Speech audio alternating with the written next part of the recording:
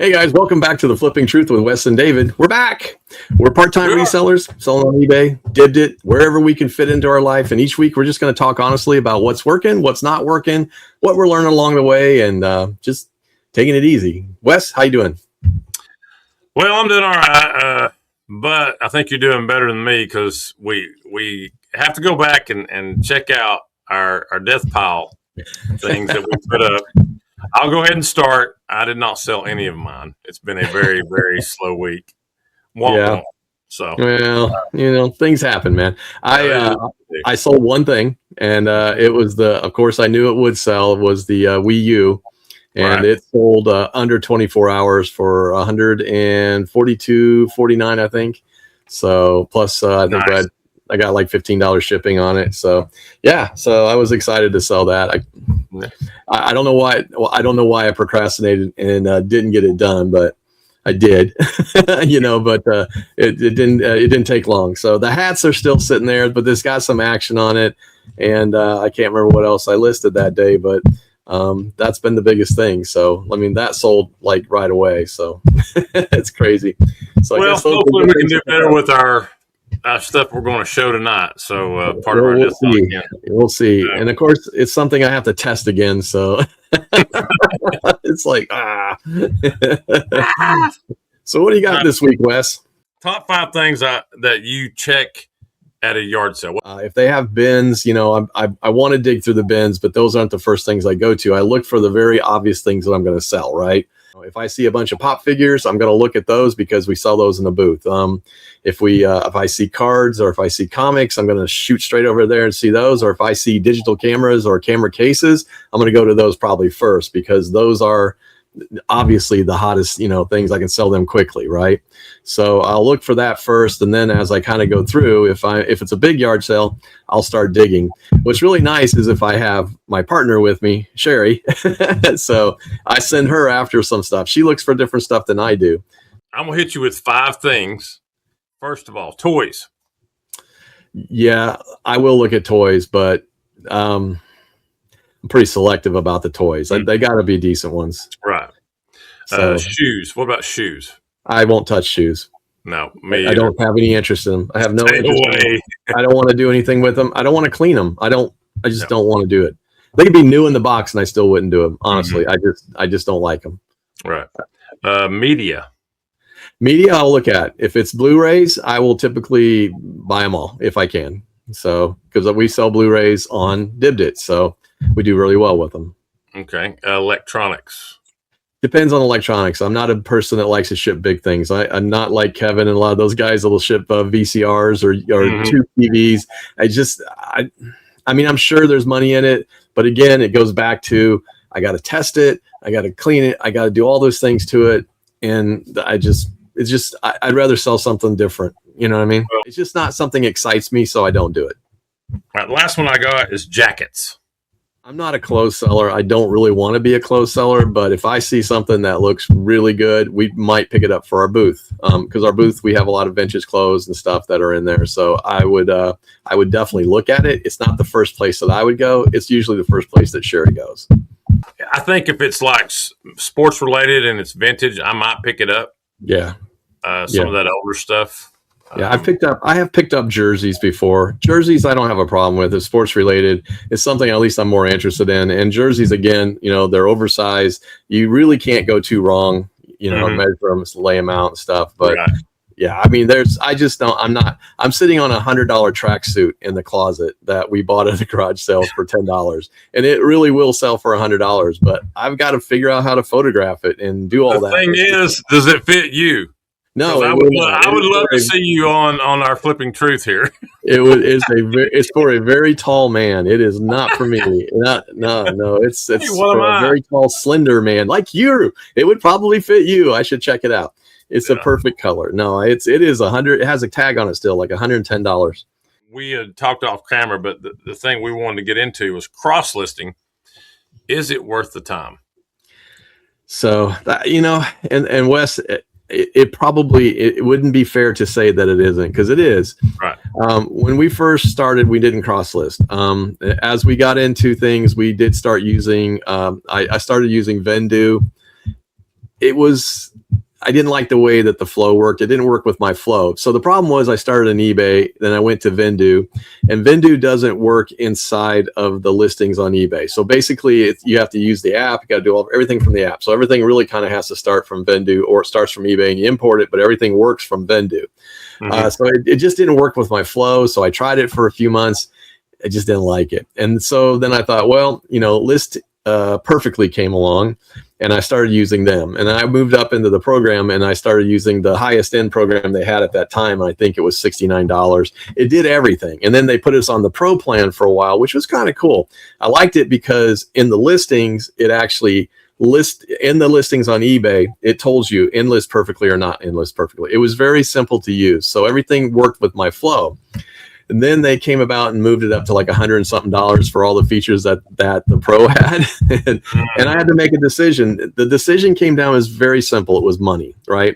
I was spending a lot of time trying to cross list and do these things, but the sales that I was making off of Poshmark, Mercari, and any place else were so small that it didn't pay for List Perfectly. So now if I'd have had 100 people that had, picked up List Perfectly and I was getting that affiliate fee or something, maybe it'd be worth it, but I just didn't. So, it was just something that I'm sure that if we did it again at some point, we may look at doing cross listing again, but it's just it didn't work for me. We really, now our focus is really eBay, and our focus is Dibdit and our booth. So we do a lot of auctions on Dibdit. So in a sense, I'm kind of cross-listing over there, but I'm really not. I can put a lot of items over on Dibdit that I have on eBay. I have like some of my graded comics over there.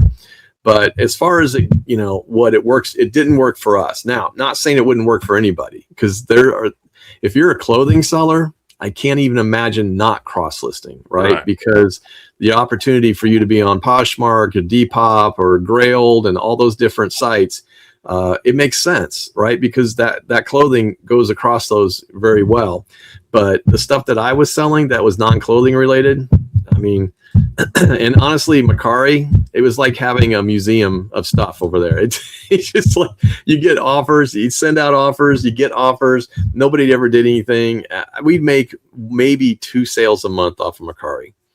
So it just came down to a choice of numbers. I wasn't going to pay $100 a month for List Perfectly when I wasn't making that money back on anything else. And it actually took off a lot of stress worrying about stuff all the time. So for me, it didn't work. Not to say that it wouldn't work for somebody, though. I think it has to fit in your business model, right? I mean, what is your business plan? And if your business plan is to get your items out in front of as many people as possible, then cross-listing makes sense. If your business plan only gives you an hour a day to spend, do you spend that time, even though List Perfectly and Vendoo make it easy to cross-list, there's still the follow-up, there's still all the things you have to do. It's not just punch a button and it goes. You have to fix the listings. You have to fix this. I mean, even with List Perfectly, I had to fix things before it would go into Mercari, or I had to look at it all. You know what I'm saying? So there's time involved there. If I had an hour a day, I'd rather list 15 things on eBay, and I know those are going to sell. I'm going to get more traffic on those. I think you have to really, really look at where your business is and what your business model is. What do you need to do? Let's show our new death pile picks for this week, what we're going to put up. And I'm going to go first. I'm going to go first. Let me reach right over here. I got to grab a hold of this. I have a Nintendo 64 controller. There you go. Is it tested? No. Tell me how I do that. You got to have a Nintendo 64 game. What am I going to plug it to? I have no idea. So that's probably why it's been sitting in my death pile. Yeah, I mean, you can sell it untested. So the good thing is there's people out there that actually know how to work on those. So it's got I don't even know what that piece is on the bottom. It's some sort of I don't know either. Huh, interesting. I mean, how much are you into it for? Not much. I think it's probably about $1, I would say. Parts and repair. Yeah. I mean, that's the way I would sell it if you can't test it. And then I have the Queen of Hearts. For you, what would be a good profit on that? if I got $6-7 out of it, You'd be happy. you know, You're okay with small sales too. I know I am too. I sell comics, so I have to be, you know. But yeah, I mean, my plush are going away. I'm just telling you, this is yeah. like they're pushing it out. But Well, yeah, do you have a number in mind when you look at your pricing as far as when you buy something? So if you buy something for 50 cents, what are you trying to 10 times, 20 times? What are you hoping for? I would at least 10 times would be the bottom. I mean, Right. you know, but Yeah. probably 20, I would say. 20. Okay. Yeah. And I think that's fair generally for something like that, you know, trying to figure out if you can get out, you know, if I can turn 50 cents into $10, I'll do that anytime. I think this one's electronic Imperial Walker from Star Wars. Well, that is cool. Yeah. How much are you into that for? I'm into this for, I think it was $5. Should be able to get that back. Who is it made by? I think it is actually Hasbro. It makes sense if it was. So yeah, that probably would sell. It's good looking little. Yeah, get that bad boy listed. Get some batteries in it and test it, man. Yeah. But I've got one more. This is from the 1982 World's Fair. Visit Knoxville.com, as we always say over there. I had to fit this in. Check this thing out. It's a crayon? Well, it's actually a candle. Oh, that is cool. Isn't that cool? That is cool. 1982 World's Fair. I'll be darned. Yeah. And it's got, look here, it's got blueberry scented. That is really cool. I've never seen one like that. That should sell. Sell it before the summer, though, because you don't want that thing getting hot. Yeah, here's the other side of it. Made in USA. But yeah. And it's got Knoxville, Tennessee. Visit Knoxville, right? Yeah. Made in October 1982. And I was actually in a national commercial for the World's Fair. Were you really? Huh? Yes, there was. I was carrying a banner in a parade, and I was on the commercial. And I was a whopping 12, 13 years old. And you were like 6'7" then, right? So that's why they wanted you. I wonder what something like that'll sell for. I have no idea. But I'm gonna put it up and just see what happens. You can find it on what happens. Slim Flippers on eBay. I actually have 4 things. So okay. I do realize I have 4 things. All right, first thing. This is, let's see if you can read it. There you go. It's Rawlings Big Stick. Yeah. R243MU. It's got the little hollow. Where is this camera at? There we go. Hollow end on it. So it is a maple ace bat. And it looks like it was maybe used 3 times. So, and I picked this up at a garage sale when I picked up a whole bunch of games. And I picked up, they were Nintendo DS games, Pokemon. I made a ton of money on it. Like I got the games for all these games for $15. I made $300-400 off of them. And I just said, I'll just grab this bat too. And he goes, yeah, I'll just throw that in. He goes, yeah, $1. I'm like, okay. I didn't realize it, but it does sell for $20-25, right? So I definitely am going to get that listed. Nothing wrong with it. So it'll sell. And it's the springtime, so it's time to sell it. So if you have stuff like that, this is that time of the year, golf clubs, bats, baseball gloves, stuff like that. Get them out. Absolutely. All right, this is the next one. I found this in part of my death pile because I was inspired to go through all my comics and stuff and books this weekend that I didn't, because I bought out a comic book store back earlier last year. And the guy had just about, 10 boxes of inventory left, and I bought out the rest of his stuff. Well, this was in there. I didn't know it. But it is a vintage Marvel swimsuit edition, a swimsuit special, the Mad for Madripoor, and it is like a full thing. This sells for like $25, $30, and I didn't even know it. But I'm gonna press it before I do it and make sure it's clean and get it out.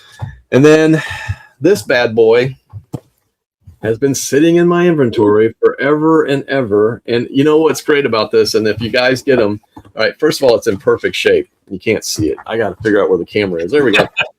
It's in perfect shape. But the big thing that it has that I could just sell by itself if I don't want to mess around with or whatever. The dongle. And if you find the dongle, you can sell the dongle for $20-25. Right. So this thing itself, it does work. I'm sure it does. I think I have a batteries in it, so it plugs in. I just don't really feel like plugging it into a PS2, but I'm pretty sure it'll work. If it powers on, it should work. And then last but definitely not least, I just saw this sitting here. So check this out. Louisiana Super Bowl, New Orleans. Okay. Yeah, so Bowl 20. January 26, 1986. You know what's funny is on the back of this? What's the price on the back of that thing? Let's say $1. I don't know if it's $1 or $100, but it's like, I know that it does sell. Actually, I looked it up, and it has a little bit of value, not a ton, but maybe I might be able to get $10, $12 for it. But that was also in that comic buyout. It was in the bottom of a box, just a bunch of junk. And so, because he also had other stuff. So that's what I'm going to list. That's going to get done, and I will have it up hopefully by Thursday night, Friday morning. So let's get them up and let's see what happens to our newly picked death pile products. It's forcing me to get through my death pile, man, and this is a good thing. So if you guys are out there and you've got a death pile, challenge you guys to put up 3 items and leave a comment. Let us know what 3 items they were. So yeah. But I think at some point when we get this really rolling, we may have to do a live and have people on and actually talk to them about the death pile. So, that would be fun. So I think we'll look at doing that. But well, Wes, that's a lot of stuff. It is. And we're keeping it close, under 30 minutes, but under 25 anyway. But got anything else you want to talk about? Like you say, that's the flipping truth.